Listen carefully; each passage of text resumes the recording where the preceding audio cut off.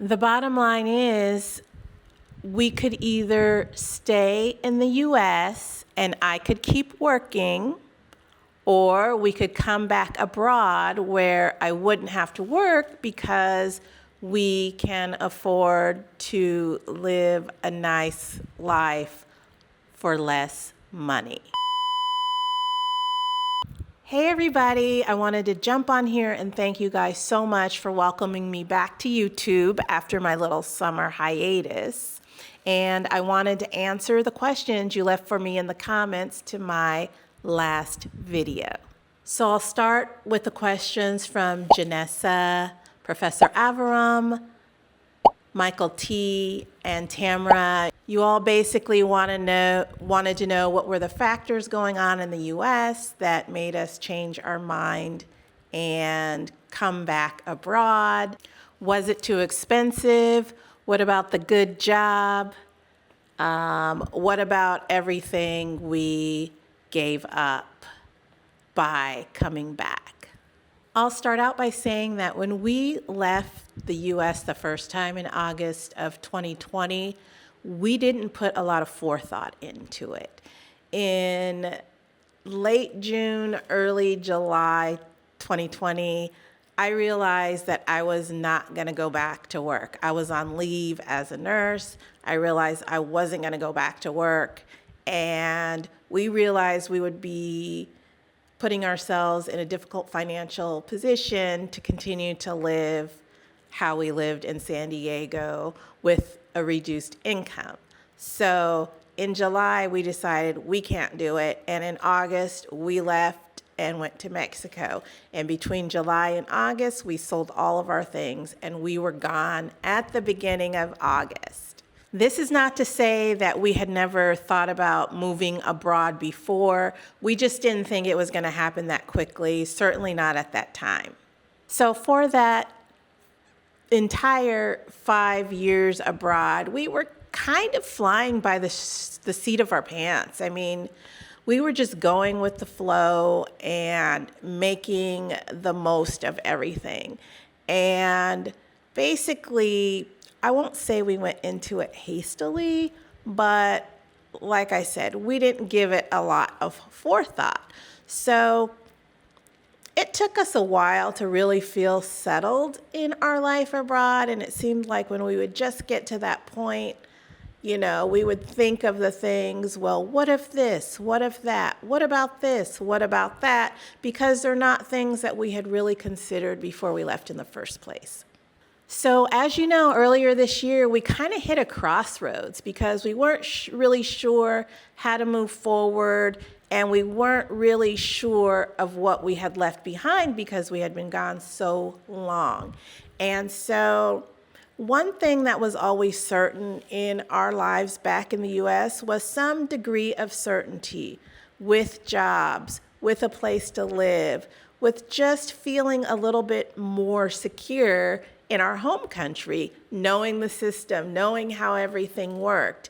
And I think we really craved a little bit of that security and a little bit of that know-how, and that's really what led us back to the United States in the first place. At the same time, we loved being abroad and I loved not working, but I was having a huge internal struggle with the fact that we didn't have a lot of disposable income. We used to have a ton of disposable income, and going from that to really having to budget, it was a behavior that we had never really learned, and it's not something we learned in the 5 years.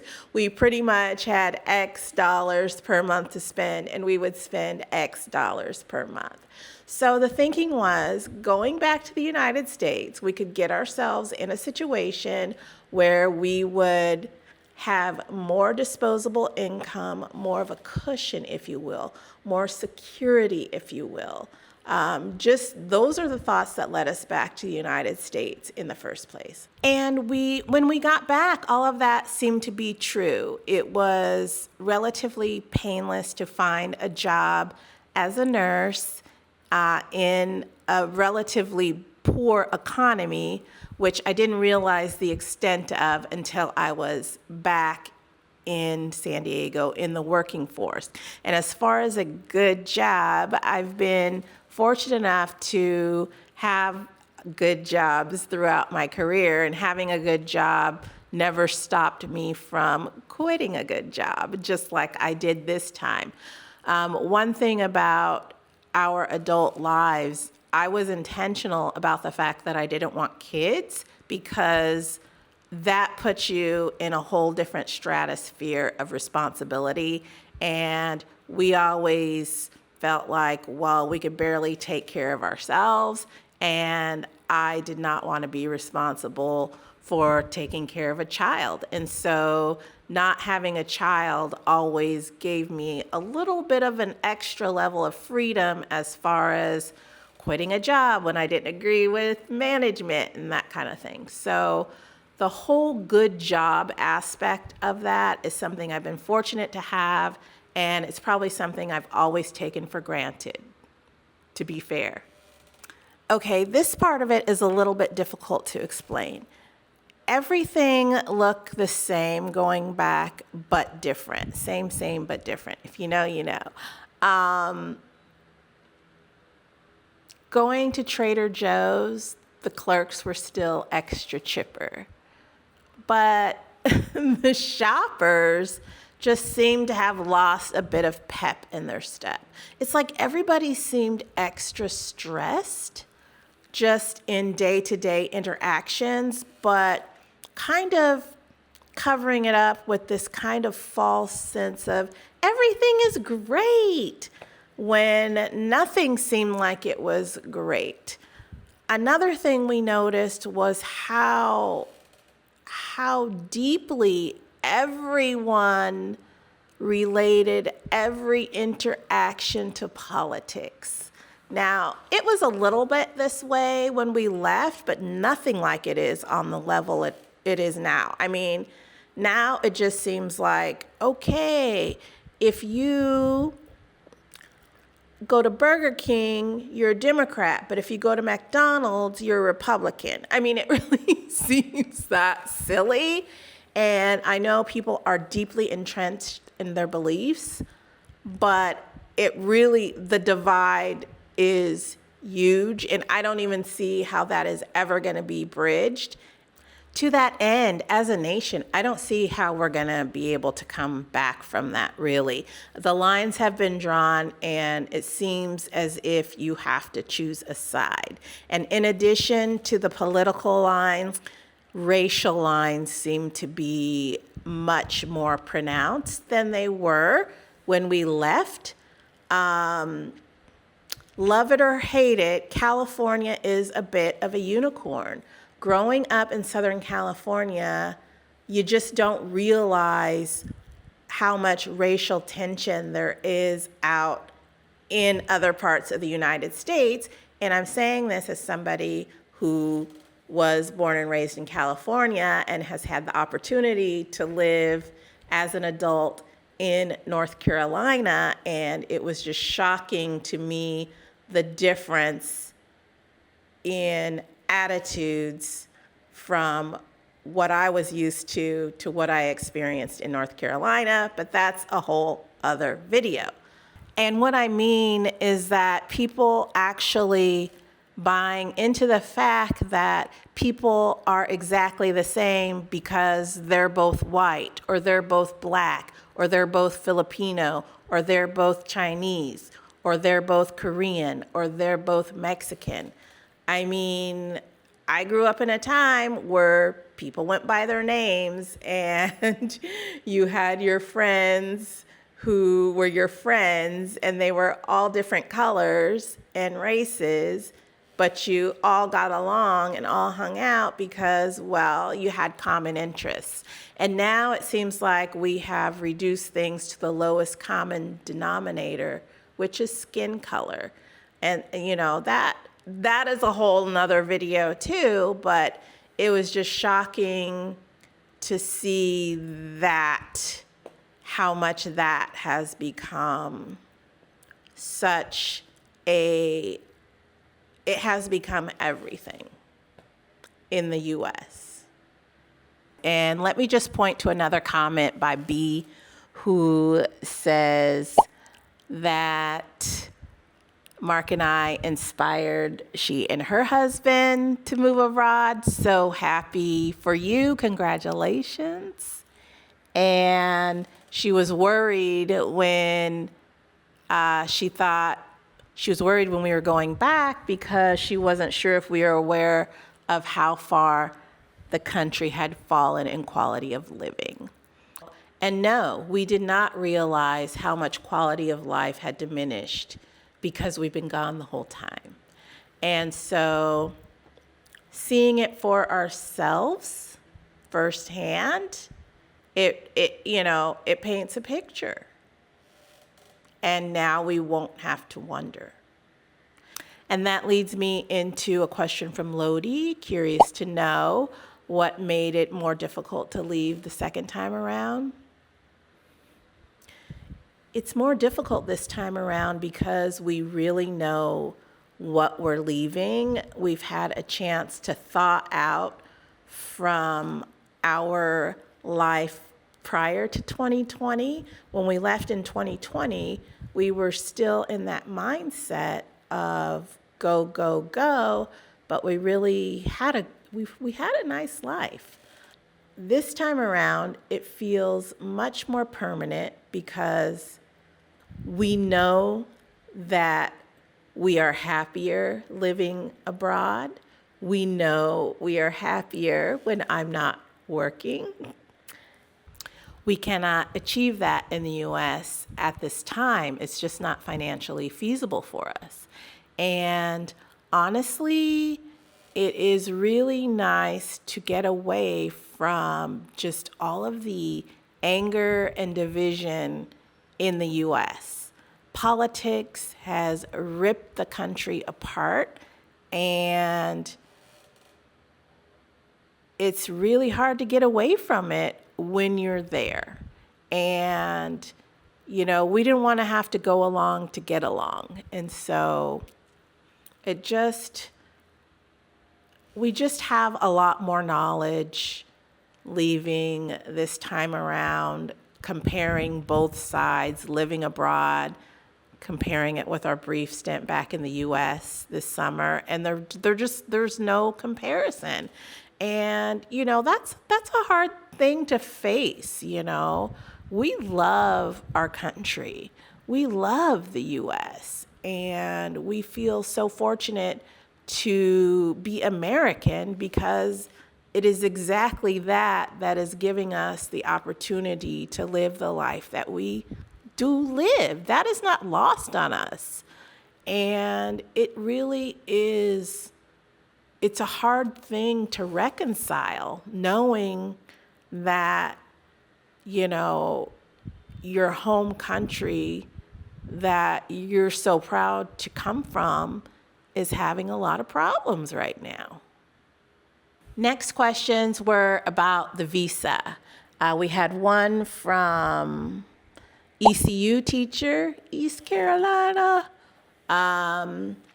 one from Just B, and one from Sally Lee. How long can we stay in Vietnam? Are we just gonna do visa runs? How do you move to Vietnam when they only allow a 3-month stay? So we are going to find out all about that.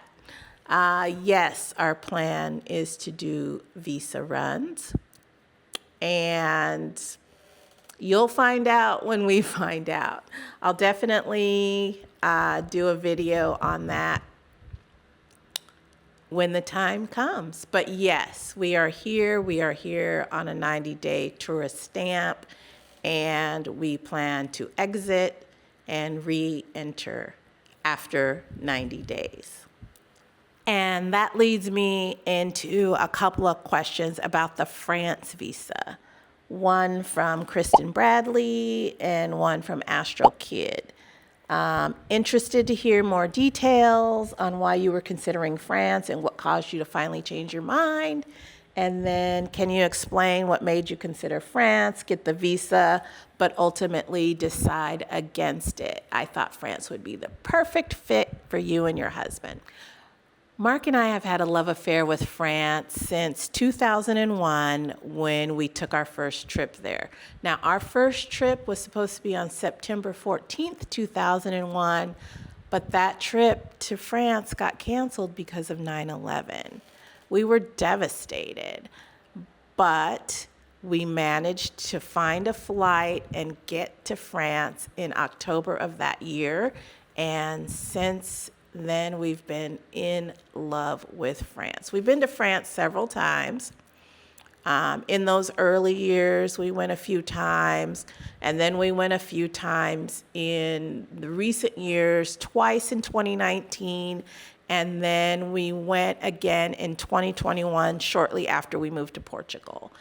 And like I said, we've always had this love affair with France. We often dreamed of retiring in France, and we feel like we've outgrown that dream a little bit. I think we get nostalgic about France because we've had so many great trips there, but we definitely understand that going on vacation in France and living in France are two different things.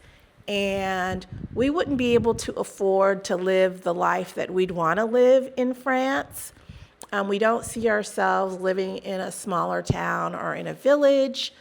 And, to do all those wonderful things that France has to offer, it does. It takes a lot of money. And we aren't those same people. We got the visa because part of us is always going to be in love with France, but we also don't feel that pull that we used to. It's mostly nostalgia. And another thing I'll say is one of the reasons that we consider France too in this modern era is the healthcare. And we don't want to make our entire decision based on a country's healthcare system. That's one of the things we were doing with where we were going before and what visas we were getting. When you're looking at what visas you can qualify for and what the places have to offer, it gets confusing. Are you going because you can? Or are you going because you want to?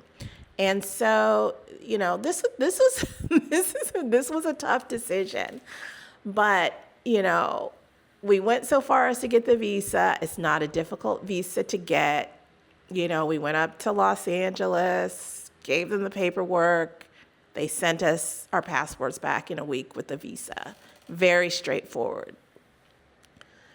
But when it came time to buy an airline ticket, we just weren't feeling it like we used to. And something was calling us back to this part of the world. And so basically we just followed our heart and, we're happy with the decision that we made. It's a good decision for us at this time. I also had a question from Nesky Bex asking, is there a Black community? Where are we? She's in Mallorca at the time. Hey, Nesky, I hear Mallorca is beautiful. I've never been. As far as a Black community, that's not something I look for when figuring out where to go. I don't know if you guys have figured this out yet or not. I don't feel like community has to be based on skin color. It's how I was raised. It's something that I believe deeply, and it's just who I am.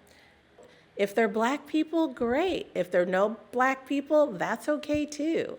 I don't want to base what I like or don't like based on skin color, I mean, there's all kinds of Black people. We all have different backgrounds. It's just like asking, is there a white community? And I know I'm going to get a lot of backlash for that because I know all the arguments, I know all the talking points, but it's just not something that guides my decisions. It never has, and it's not something that's going to start guiding my decisions now in life. Will that change? I don't know. But right now, I'm pretty comfortable in a diverse community. I'm pretty comfortable in my own skin. I love meeting all kinds of people, and I wouldn't want to segregate myself off to just one group of people. It's just, that's just not me. So thanks for watching. I hope that answers all of your questions, and I look forward to seeing you in the next video.